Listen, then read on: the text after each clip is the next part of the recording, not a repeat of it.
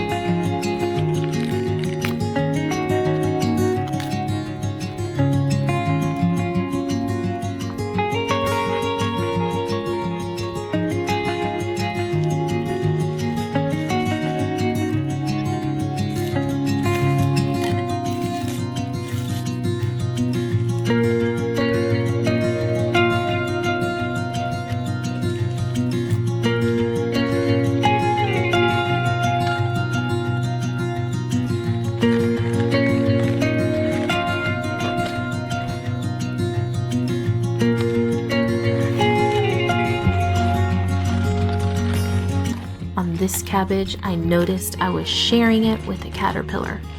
I don't do bugs, to be honest, so I was very carefully looking for him.